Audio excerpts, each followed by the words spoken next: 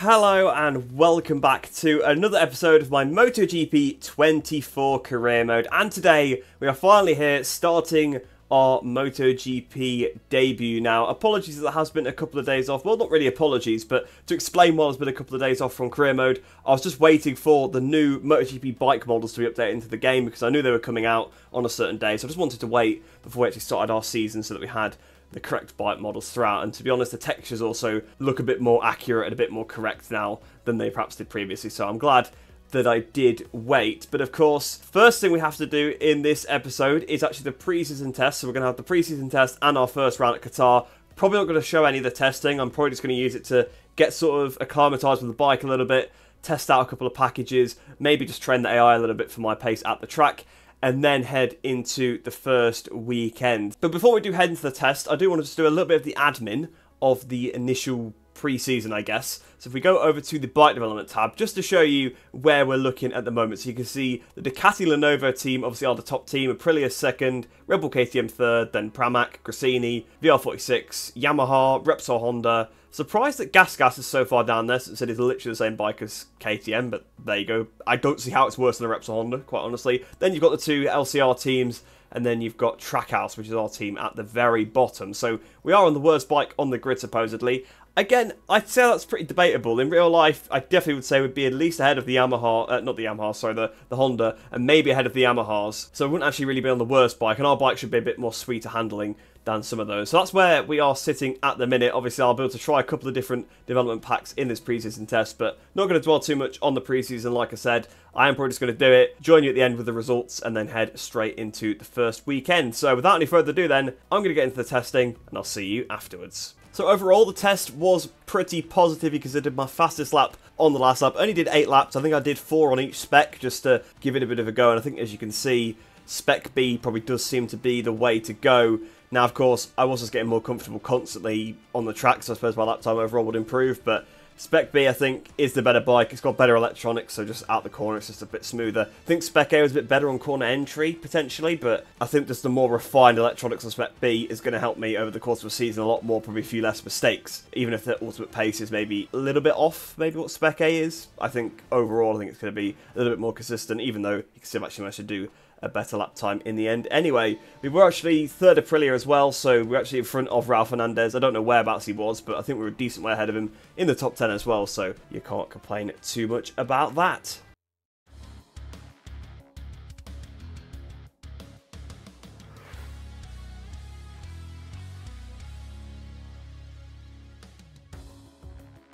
So here we are then, you can see finish in front of Raul Fernandez in the standings within 3 GPs. Become team leader. The beginning of a new season in MotoGP is the opportunity for Biker to question Trackhouse Racing MotoGP's hierarchy. In these races, they will have to demonstrate to be the team's lead rider. So there we go then. Already after the test, the game is like, okay, you need to try and become the #1 rider in the team, which of course was always the objective of the season. But we have got to try and do it within 3 races. I imagine it's very similar to how it was in last year's game. Usually it was 3 races, you had to be in front of them in the championship, and then you had to beat them actually on track in a 4th one, and that was it. Then I think you'd sort of cemented your position. So I imagine that's how it'll be. So potentially by Jerez, we could very well be the team leader if all goes to plan. We also have a message on the social media feed as well. So from Raul Fernandez, judging from testing, Ducati seems to have made some major developments this year. Should we be worried? So what can we actually say to this? Because I never got to MotoGP last year, so I've not actually had one of these before. Their tests were excellent. We'll see what results they achieve on track. It'll be an interesting season, and one test means nothing at all. The season is long, and I doubt I'll see them in front very soon. Well, I don't really see how either of these have anything to do with Raul, but again, we'll just keep him on side for now. He is our teammate. We'll try and keep that proper team dynamic working. If we have some incidents on track or whatever, maybe we'll start to be a bit harsh to him, but for now, everything is pretty good. Now, going into this weekend, pretty sure it's going to be our first full dry weekend, our first full dry race. Don't think it's going to rain in Qatar. I'm pretty sure it can't even rain in Qatar in the game, so I think we should be okay with that one. So without any further ado, we'll head into the weekend, and I'll catch you after free practice. So here we are then in qualifying 2. Thought I'd just skip to this screen. Going to change the format a little bit because, of course, we've got the sprint races to try and contend with.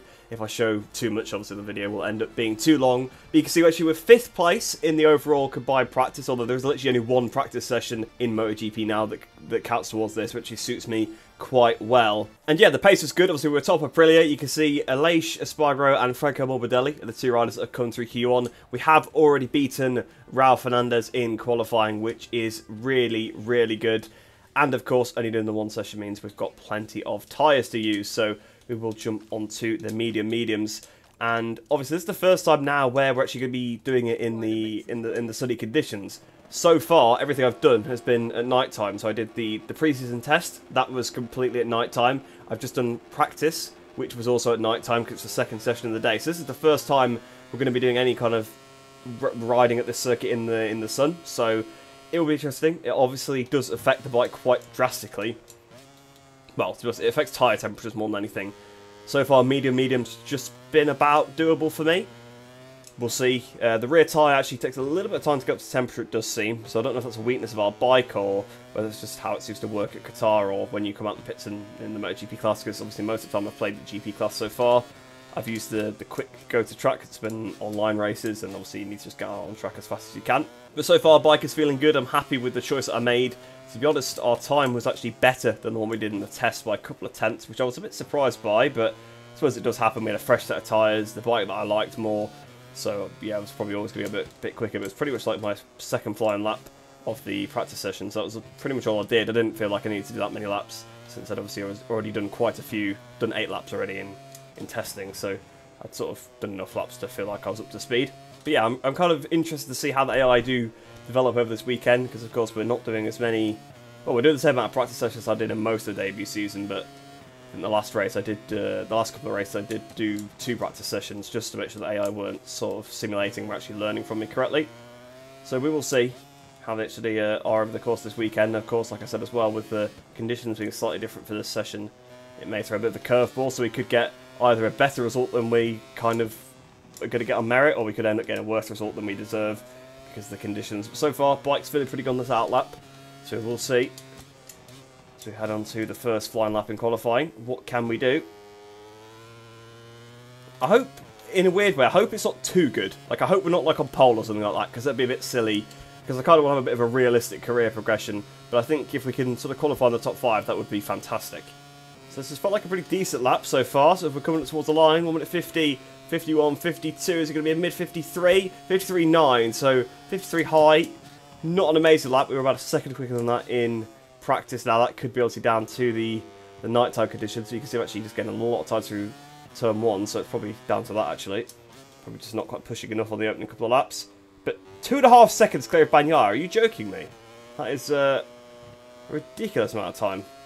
Okay, so this has been a really good lap. Really good as we come up towards the line then. This is probably my fastest lap of the weekend. 1 minute 52.72. I think just about quicker than what I managed to do in free practice, but less than a tenth. And that puts us on pole by 1.6 seconds. It's ridiculous. I have no idea what's going on with AI. I have heard that there is a potential for them to be quite slow at this track, but they were significantly quicker at the test, significantly quicker in qualifying. Not qualifying, sorry, practice. So it literally makes no sense to me how they could be so slow in the actual qualifying session. But I'm going to return to the pits. I'm going to ride round to give them a bit more of a chance to do some laps on track. And then I may also do some fast forwarding as try to get them to get some simulated time to see if they can actually improve. Because sometimes there is issues with their on-track performance, I guess. So bizarrely then, we are actually on pole position for this first race in the MotoGP season by 1.6 seconds ahead of Marc Marquez in second place. Aleix Espargaro third, Maverick Vinales fourth, and Pedro Acosta in 5th position. Martin is down in 9th place. Bagnaia is down in 11th place. 2.6 seconds off me as well. What has happened here? What has happened here? This has got to be the first time I've seen an issue with the adaptive AI. I've not changed the AI. They're still on adaptive settings, so the difficulty should still be tailored to my pace. I didn't record testing, and I wish I did now, because I could at least put a screenshot up of the lap times they were doing. But trust me, the top guys were in the 52s in testing. I was at a 53, so yes, I was a little bit off them, but it's testing at the end of the day. I'm never going to be right on them. Free practice, I think they were also the 52s, because I think Martin's FP, well, not FP, it's not called free practice anymore, but you know what I mean. The practice session, his time was a 52 something. He's just at a 55 in qualifying. He's still the Morbidelli right now. Don't know why Morbidelli's in Q2 to start with, to be honest with you, but there you go. I guess that's a story for a different day, but very, very strange. So, I mean, I'll take it. I'll take it. That's back-to-back pole positions for us now in career mode. Obviously in Valencia and in Qatar now, and that does probably give us a little bit of hope that potentially the AI will be able to give me a run for my money in the race, because I was on pole in Valencia, I was nowhere near winning that race in Valencia in Moto3, but with that kind of pace we could very much be on target for our first win in the career mode. But of course the first race we've got is the Tissot Sprint, so without any further ado we'll head down to the grid for the sprint race and let's see how we get on. So here we are then, down on the grid for the Tissot Sprint race here at Qatar, and we've got Marc Marquez alongside us. So for your first MotoGP race, not many other people that could be more intimidating to be on alongside you. And we've also got Aleix Espargaro on the front row as well, so our fellow Aprilia stablemate there. Morbidelli in 8th position, that's an interesting one to see. I don't know how he's been so good. He's definitely got some of that milestone sort of favouritism in his stats, definitely, because he's not been anywhere near that so far this season in real life. But here we are then, in terms of tyres, I think we're going to have to go with medium again. However, oh, that's tricky, because then we won't have a fresh tyre for the race. That's interesting. The soft tyre's been recommended. I just don't think that's going to work, and I'm tempted to go on a used tyre for this race. I know that's a really silly thing to do, but the main race is where the points are available, and I feel like maybe that's the better thing to do. Unless I try the hard tyre, I can see how it gets on. If it works well in this race, I can use it in the main race. So yeah, actually, I think I'm going to try that. I'll try the hard tyre. Medium, I think I have enough rears. Yeah, I have plenty of rear tyres, so we've got no problems there. So a little bit of an unknown going into this one. I don't know how the bike is going to react with that hard tyre. I've not used it at all in testing. I've not used it at all in free practice. Didn't use it in qualifying, so we will have to see. Hopefully that does give the AI somewhat of a chance, because of course in qualifying they did seem pretty slow. But without any further ado, let's get this first sprint of the season underway. Exciting lap complete. It's important to have warmed up the tyres, or they could have problems on turns 2 and 6. All eyes on the lights now. Everything's ready for the start of the Qatar Grand Prix. So here we are then. Pole position for our first ever MotoGP sprint then. So the lights are on. Waiting for it to get here for this race at Qatar. Holding for quite a while here. Lights out and away we go. Marc Marquez, what a start from Marc. And Maverick's got a good start as well, and Aleix. So we're already down to 3rd place. We go down towards the first corner. Are we going to be aggressive on the brakes and so on? No, but Aleix is. And here's Pedro Acosta at the inside as well. So Acosta comes up the inside of us. We're back up the inside of Acosta. Can we stick it around the outside of Enea? Yes, we can. We're back up the inside of Aleix. Aleix sort of leads on us a little bit there. Aleix is a bit wide. Enea Bastiani's a bit wide. Marc Marquez is wide. And we retake the lead from the AI. So we had a bad start there. They jumped us down towards turn 1, but we've retaken the lead here, so it's very much Johann Zarco style leading our first ever GP race. Obviously he wasn't on pole position on that occasion, but he did qualify pretty well. Let's just hope that the ending isn't the same. Obviously we have got a very cold left hand side of the front tyre at the moment, so it kind of would lean towards that, and you can see it's getting cold on the right as well, so we're going to have to push the front, which is tricky to do when it's obviously not in a condition to be pushed. But at the moment then, we've got 0.6 of a second almost over Marc Marquez, so we've got a bit of a lead over him. I'm hoping this is not indicative of their actual pace. Hopefully they come back at me a little bit more. We do know that AI are generally a bit weaker on the opening lap than they are in other laps of the race. But this is usually how you win on these games. It always has been in the past. You get to the lead, you pull away a little bit, and then that's it. That's what I tried to do in Moto3, but obviously Furusato was just so fast on the straights. There wasn't anything I could do about it, but it does seem like in MotoGP at least, there's not that massive discrepancy in terms of pace on the straights. And oh, that was almost a corner cut. Watch out for those triple rights. Sounds like they're right behind you when they're not, because I thought he was literally about to pass me through his right-handers. Yellow flag. Someone is down sector 4, so it must have been pretty close to us as well. Yeah, I can see on the map someone off at the last of the right-handers.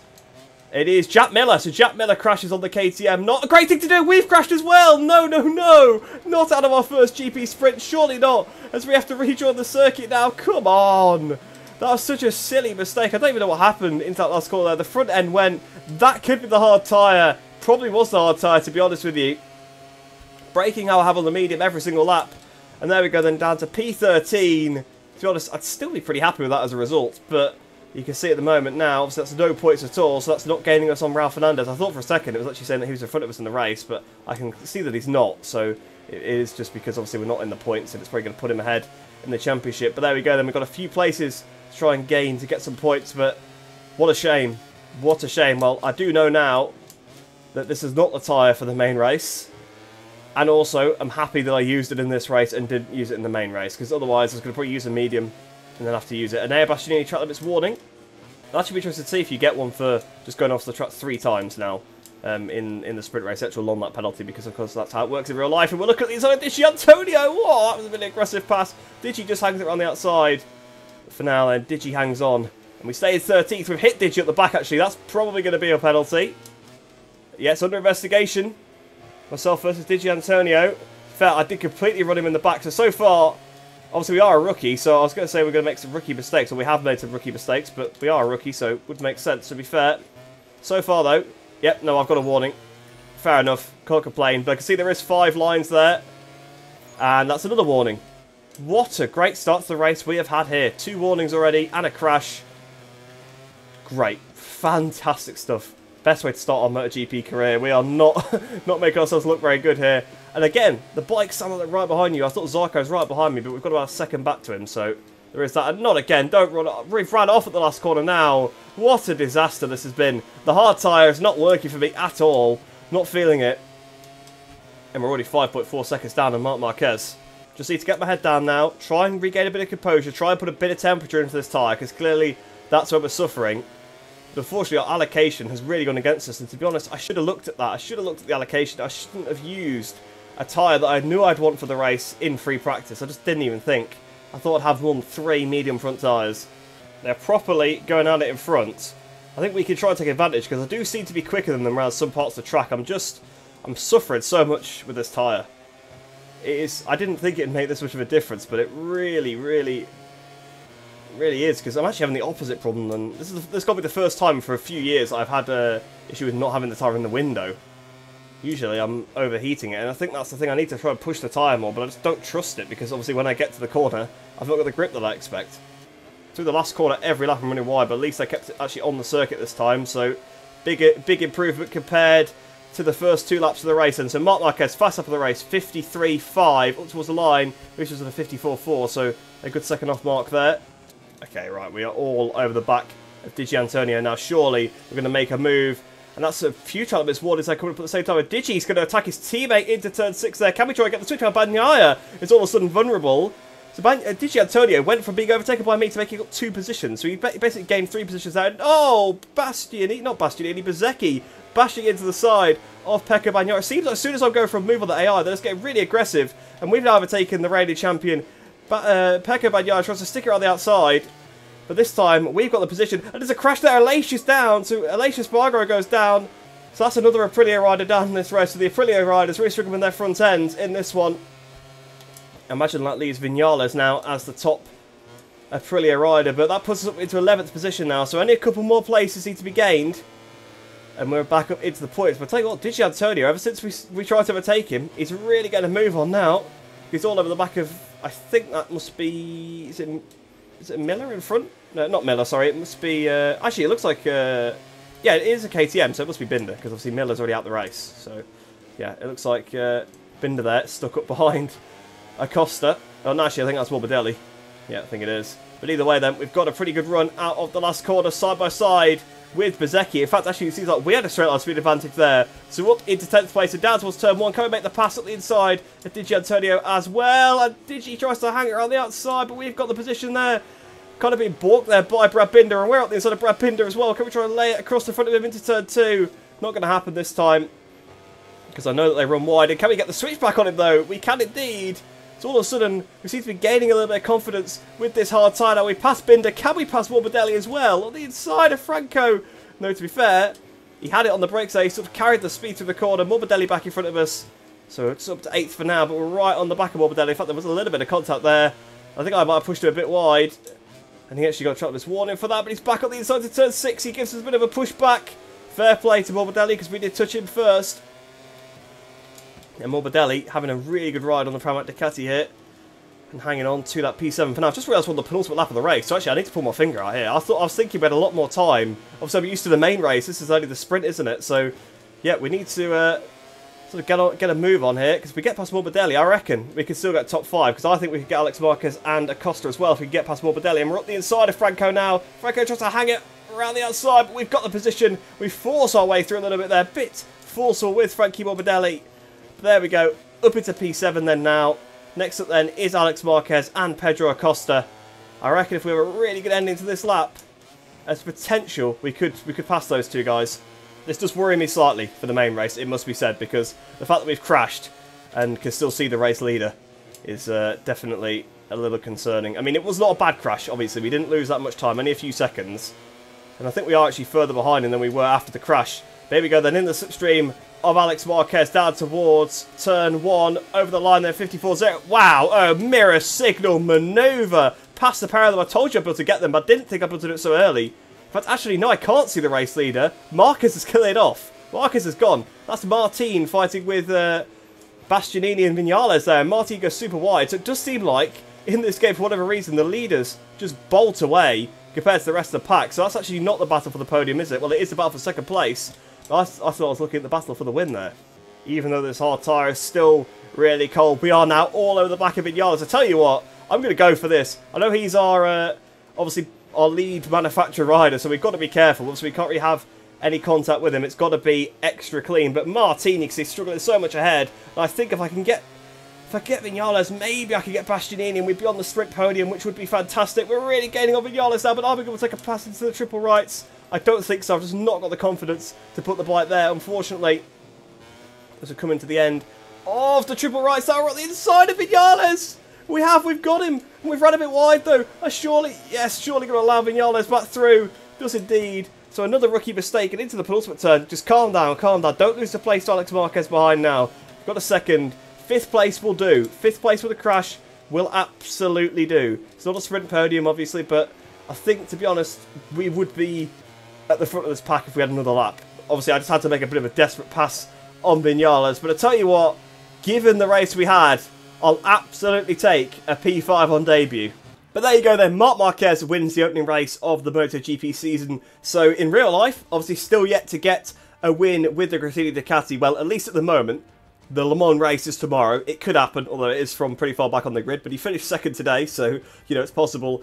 But obviously the game then gives Marquez the win in his first race. Martin, to be fair to Martin, considering where he started, that is a phenomenal ride up to second position. So hats off to Martin there. Bastianini ends up in 3rd place. Vinales ends up 4th, and we're 5th. Second Aprilia on the road, so I will take that one. It probably should have been 3rd Aprilia, really, because Aleix did have the crash, but obviously I probably would have won the race if I didn't crash, so I guess that is just how it pans out. So there you go then, that's the sprint race done. Still the main race to go. That's where the big points are available. Back on pole position again, back on the tyre that I like. Sounds like it could potentially go my way, because in that race, in the second half of that race, I was feeling really, really confident.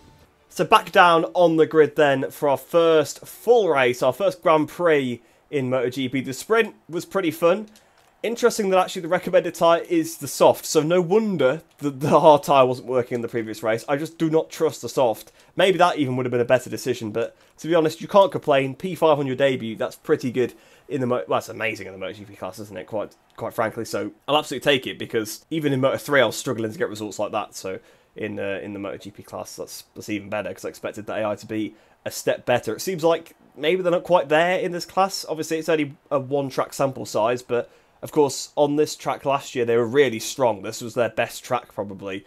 They were ridiculous around this circuit. So with the adaptive AI, maybe they have overcompensated a little bit for that. But again, their practice times seem pretty good. Their race times weren't too bad there. But obviously, I wasn't in clean air, so it will be a bit different. And of course, my pace will be a little bit off what I did in qualifying, because the full fuel tank and all that stuff. So yeah, there's a few things playing into it there. But without any further ado, let's get this first full race started. And this time, definitely targeted a podium. The pace behind the sprint really, really was good.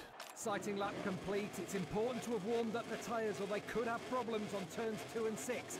All eyes on the lights now. Everything's ready for the start of the Qatar Grand Prix. So there we are then. Can we get a better start this time? The start was not good at all in the sprint. But here we are then. The lights are on, waiting for them to go out here for the first Grand Prix of the season. Lights out and away we go. And that's a good start by Marquez again, and Aleix, and Maverick as well, down towards that first corner. But this time, we're going to go ultra-aggressive around the outside. Well, to be honest, I've not really. And the only thing I've done is gone wide. We have managed to sort of keep in fourth place there. Marc Marquez loses the lead to Aleix. So Aprilia leads the race once again. Marquez tries to hang out around the outside of us through turn 2. He does it pretty well, to be fair. Almost loses the front again there. Do not crash for the second race in a row. The second day in the row here in this weekend. So far then, 3rd position. Not quite the start we had in the sprint race, where we'd obviously got back up into the lead at this point because AI were a bit wide through turn 2. I tell you what, we're at the inside of Marquez, a little bit of contact, very aggressive, making friends already in this class, because with a little bit of contact in the sprint as well. I know I was about to say, we're not under investigation for that, surely, because it's very minor contact, and to be honest, I don't even know if that 100% was, so it just seemed like he did pick up the bike a little bit, but there was Acosta there, getting a track limits warning, which they seem to be doing a lot through that turn. Look how much we're turning tighter than Aleix there, all over the back of our fellow Aprilia rider. Can we try and make this pass on Aleix? Well, we don't even have to try it, we just get the switch back there, up into the lead, into turn 10, Aleix holds it back up the inside, we fire it back up the inside of him again with the cutback, someone's down behind, not sure it is, sector 3 yellow flag, actually I don't know if anyone's down, I think maybe someone's just a bit wide, because it doesn't seem like there's a dot. Oh, it's Bagnaia, Bagnaia is out, I've just seen it at the bottom of the standings, Bagnaia out of the race, and we've just cut a corner there, not great at all, so again, making mistakes, but I was looking at the graphics, so I will sort of give myself that one maybe a little bit. You can see Aleix is all over the back of us, only a couple of tenths behind. We need to try and calm down a little bit. This is where obviously we got too carried away in the sprint race. Martin on a track limits warning, so I'm on a track limits warning, Martin's on a track limits warning, Acosta on a track limits warning. We run massively wide through the last corner again, but this time, crucially, I don't lose the front, and I think that is the difference in the tyre. I really, really do. Actually, Palmo too, I've just realised, so maybe that explains why the start was even worse. So down towards turn 1 then, we hold the lead after this first lap of the Grand Prix. So we lead our first lap in a proper MotoGP full race. We actually managed to keep it all the way to the line this time instead of losing the front in the last corner. Always a big improvement. But there you go, that's massive for the championship. Bagnaia didn't score in the sprint, had a terrible sprint. Obviously, all starts from his qualifying session. His qualifying session was terrible. He qualified in like P11. Absolutely awful qualifying. And then, of course, he now crashes out on the first lap of the main race as well. And for us guys, that is massive, massive amount of points to gain on him. Marc Marquez especially has obviously just won the sprint, sitting there in third position, potentially maybe able to pass Aleix at some point in this race. Maybe he'll be able to pass me as well, because I imagine that AI will have better pace at the end of the race. They always need to step it up from about halfway onwards. And this could be massive for the championship. Martin as well, obviously had a very good sprint race and is sat in 6th place currently, so not a bad start for him in the main race as well, because again, it didn't qualify too well. Bagnaia would have wanted to start off his championship defence with 2 victories, I would imagine, but couldn't really be further from that one. He will have to regroup now, but enough about Bagnaia. We need to focus at the front. Aleix still within a second of us, so it doesn't seem like we have got the pace advantage in the opening laps that we had in the sprint, because in the sprint we were basically this far in front after the first lap. And we're barely this far in front in the second lap, so it does seem like the AI are a bit close to me. The sprint, and Marquez goes down. Marc Marquez goes down at the last of the triple right. So the same crash, I think, that Jack Miller had in the sprint race. And that's Marc Marquez out of the race as well. So 2 of the title contenders, really, out. Oh, almost a crash again. The front end of that last corner, I just can't trust it. Again, almost crashing there. And if I'd done that again in the main race, I really would have been embarrassed. I was embarrassed about doing it in the sprint, but look at this now. Aprilia 1-2-3 in this race. Absolutely ridiculous. Absolutely ridiculous. I mean, look at our lap times as well. They're not exactly good. We're not really lapping quick at the moment. 54.6. You know, that's nothing compared. We were in the 52s in qualifying. That's more like what the AI were doing in qualifying, which is bizarre. I don't know why the AI's pace has just dropped off so much from free practice and testing. Tell you what, we're not breaking away like we did in the sprint at all. Aleix is still sat within a second of us at the moment. We've been leading for a couple of laps now. I mean, it's fine. Obviously, I don't mind. I prefer them to stay close. But it does show that they have at least made a step compared to the sprint, it seems, up towards the line. We are going to do a good 53 here, 53.6. Fast up on the race, Viñales. There's a 53.0 behind, so it seems like they're back onto their pace that they were on in practice now. So we could be in trouble, because some of the top AI definitely were quicker than me. And let's be honest, these 2 factory Aprilias not going to want to be beaten by the satellite Trackhouse bike, especially a rookie as well. It's a bit like the whole Brad Binder, Jack Miller situation. And another rider out, Augusto Fernandez, on the gas. So that's 3 riders out of the race now already.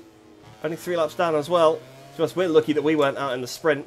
And Miller's now just gone down as well. So speaking of Miller and Binder being beaten by Acosta, Miller's just made his race even worse by crashing yet again. Tell you what, Aleix is closing. Aleix is closing. He's 3 tenths behind us now. Whatever pace advantage I had in the sprint is completely gone. They're probably running like the pace Marc Marquez was running in the sprint now. Now they're behind me. Right, there's Aleix in our camera shot for the first time through the last corner again. Seems like the last corner is where we're struggling. And Bastianini has actually Bastianini and Martin have both overtaken Vinales. Even though Vinales got fast up of the race, those guys overtaken him. And you can see 53.8. Not really the pace that we need. And there goes Bastianini. So Bastianini goes from third to first. Are we going to get the switchback on Anea inside? Going to try and run him out of road, but he's going to hang it around the outside of us. Can we try and tip it across in front of him? Unfortunately not. He's a bit wide through turn 2. Can we try and get the switchback? This is where we prove if we've got it through turn 3 then. Can we attack Anea back? He's on the Ducati, the superior machine. Obviously the best bike compared to... We're actually technically on the worst bike according to the R&D. So to be honest, to even be where we are right now is absolutely amazing. But Bastianini he's up in the pace. Looks like he is starting to pull away from us now. 52.9. So yeah, he's only 2 tenths off what I did in qualifying in the middle of a race, which is pretty phenomenal to be fair. Right, watch out for this straight then. Bastianini is over a second in front now, but will Martin do what Bastianini did on the previous lap with that double slipstream? To be fair, it's kind of what we did to, obviously, Alex Marquez and Acosta in the sprint race where we absolutely blasted them. This occasion, though, we keep the position through turn 1. So, again, just still chasing after Bastianini now, but can't see us catching him. The beast has absolutely disappeared here. I mean, even Aleix now, we've not got him covered off either. He's still pretty close. We run wide through turn 6. Bit of a mistake, but fortunately the switchback exists. Well, not even the switchback, but the fact that you can go a bit wide through there and get on the power a bit earlier allows us to sort of stay in front. And we're actually half a second underneath our best time, so we're on course, really, for almost a 52 at this point. So our pace, if we could do that in the race, that'd be really good.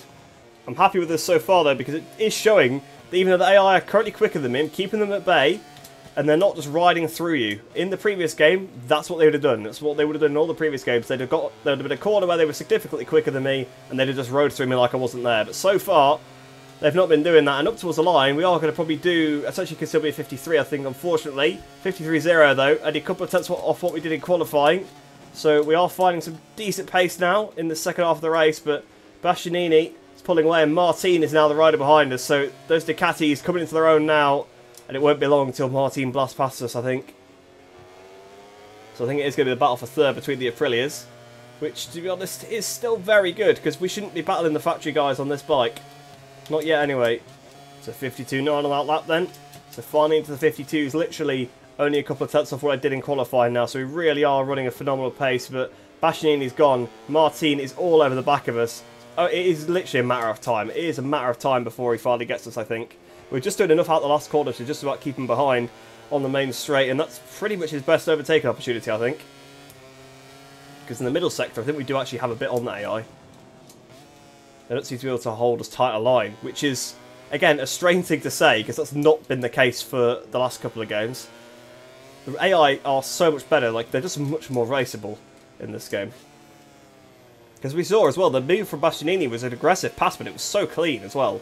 Which is, just, again, not something that AI could have done previously. They'd have just rode through you or just not overtaken you. Brad Binder's got a long lap penalty. I've just seen on the left-hand side. Pedro Acosta's down. Pedro Acosta's crashed. So our fellow rookie makes a mistake. So we should hopefully be top rookie if things go as they are. Because, I mean, he's the only rookie in the class, isn't he? So, aside from ourselves. He is actually out the race, as I can see there. We're almost out the race there. Big mistake. This could be it. This could be what Martin needed. And another mistake through the penultimate turn. It's definitely what Martin needed. Martin goes through. Martin takes P2. Aleix is going to take P3, but will break deep into the last corner. Aleix going to just tip it on us like we're not there. What has Aleix just done there? Because it just cost us both loads of time. I'll tell you what, we've got to try and get the slipstream here of Martin if we can. Wow, we got a good drive out that last corner in the slipstream of Martin. But you can see that Ducati just has the legs on us at the top end. We've got to be aggressive down towards turn 1 if we're going to do it, but...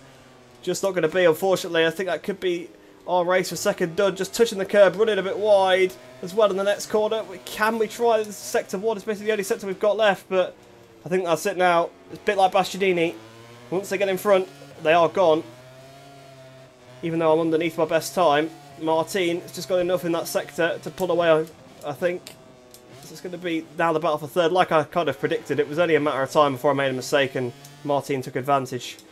So I was pushing very, very hard, like as you saw, the lap times close to what we were doing in qualifying with more fuel on, which does make more... Oh, Martin just made a big mistake. Martin's down, in fact. Martin crashes out of second position. So all three, really, of the big hitters of the championship have crashed in this weekend, in this race, in fact. Bagnaya's out. Martin, actually, I don't think he's out of the race. It doesn't look like he's, yeah, he's got like on his 5th. Fair play to Martin. Wow, that is incredible. Okay, Martin has crashed in the race, but still finished 5th. Bit like what we did in the sprint, actually. But yeah, Bagnaia is out, Marquez is out, Martin's hit the deck, Acosta's out. There's not many left when you take those guys out. Bastianini, really, looking in a good position now. Right then, so, penultimate lap of the race time. It's Viñales up behind us now instead of Aleix. Will Maverick be able to best us once again like he did in the sprint? Of course, he came out on top in our little tussle right at the end. In fact, that was on the last couple of laps, wasn't it? The last lap of the race, where we had a bit of an attack at Viñales. So will he sort of return the favour, but this time manage to beat us?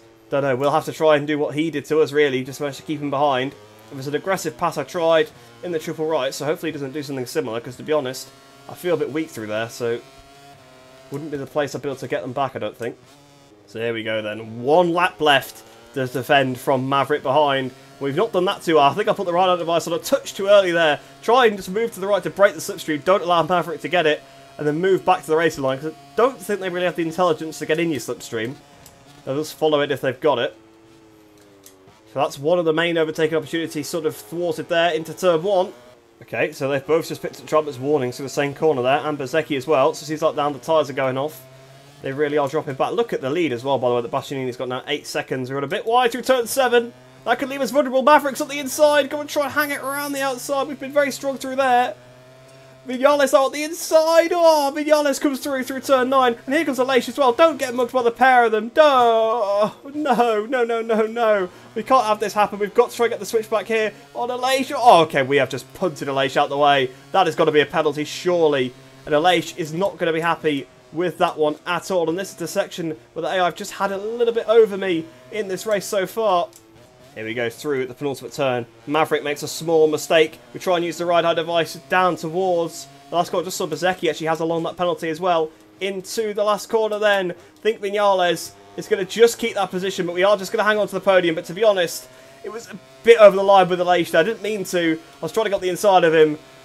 But unfortunately, we tried to hang on there in front of Viñales, but we were just bested by our Aprilia colleague there.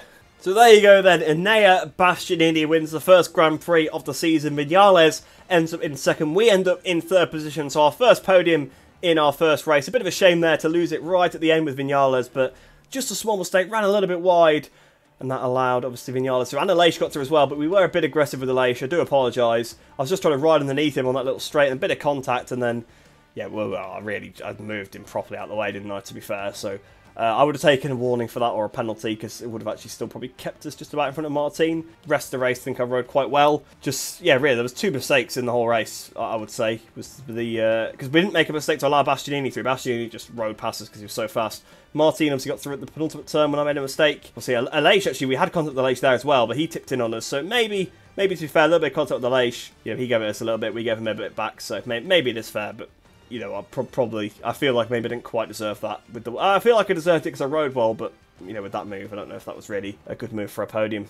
But there you go then, the championship standings are as such then. Bastianini leads the championship, 6 points then ahead of Maverick Viñales in 2nd. We are in 3rd place, 11 points back, just ahead of Martin and, not Aleix Espargaro, it's Alex Marquez, then Aleix Espargaro. Marc Marquez in 7th then, Digi 8th. Fabio Quartararo actually doing pretty well there to be in 9th, and Brad Binder in 10th place. Let's see where Bagnaia is going to be really pretty far down the championship. 19th place, just ahead of Rins, Augusto Fernandez and Jack Miller. I guess that'll just be because he beat them in the sprint. As for the Team Championship then, Aprilia leads, so the factory Aprilia team leads 7 points ahead of the factory Ducati team. Pramac then tied with us for 3rd place, with then Grassini in 5th. So a very good round there for Aprilia, and I'm sure that will be reflected in the Manufacturers' Championship. Actually, to be fair, Ducati obviously had an even better weekend with both race wins, so 37 points there, the perfect number for Ducati. We're 11 points back in 2nd place, Yamaha in 3rd, KTM 4th, Honda 5th, and actually so Gas. I guess the game considers Gas differently. Probably need to change that, to be honest, but there you go. For now, I guess for this season, I guess there'll be 2 different constructors. I'll probably fix it with a mod for the next season, so it's a bit more realistic. But yeah, that's the first round of the season completed then. Pretty good one. I'm actually a bit more annoyed now about the sprint race, because clearly we had really good pace there compared to what we had in the main race. We had a lot more pace than those guys. We would have rolled it to the back of them, basically. So yeah, we probably could have got 2nd in the sprint. probably could have won the sprint, but Marquez did look very quick, I think similar to how Bastianini did in the main race. So we maybe could have got 2 second places there if we'd rode a little bit better, but oh well. First round of the season, picked up decent points, got the best result we've had in the career mode, still our first podium of the career, so you know what, you can't complain too much with that one. So then, we'll head back to the career hub now then, with that race weekend complete, see what's said on the social medias, because I'm fairly certain Aleix isn't going to be too happy. And here we go then, 2 unread messages, that is going to be pretty interesting. Let's have a look at these. So, actually they're both from Martin, that's interesting. So, I didn't have a great race in Lusail, but Biker's results put me in an awkward position, but I'm not worried. Well, you should be, because you crashed under the pressure of us, Jorge. You made a silly mistake through turn 6. That was your second place to lose, but it was a very strange crash, it must be said. But here we go then. It was a good race. We need to focus to keep this gap over the next few races, but we'll say that one. And then another one from Martin. This weekend, the weekend of Portimao is always one of my favourites of the season. This year I have to show Biker that this is my home turf. Well, to be honest, it's not your home turf because you're not Portuguese, but there you go. We're replacing a Portuguese rider, so if anything, we're the closest to having a home race here. But what can we say then? Riding against you is always a challenge, but now you've laid down the gauntlet, I've got a different motivation. So I'd imagine, based on that, we are going to have the extra objective to beat Jorge Martin in the next round, but no point worrying about that one for now. That is the first round complete, the end of the video, and I hope you guys have enjoyed that one, because that was a really, really good first round. I was absolutely petrified after qualifying, guys, that I was just going to pull away and win, but this just didn't happen. We had good pace, but it was not over the AI, really. Overall, I think my fastest lap was second only to Bastianini's, but still, I think if you had Marquez up there, Bagnaia up there, it would have been a bit of a different story, potentially. Yeah, we won't worry about that one too much. A really good weekend, so hopefully you guys have enjoyed that one. If you are new to the channel, please do like the video and subscribe. It really helps me out. And of course, it is a win-win for both of us, as you get some more MotoGP 24 game content in your subscription feed. But I hope you do enjoy the rest of your day. Hope you're all staying safe, and I shall see you in the next one.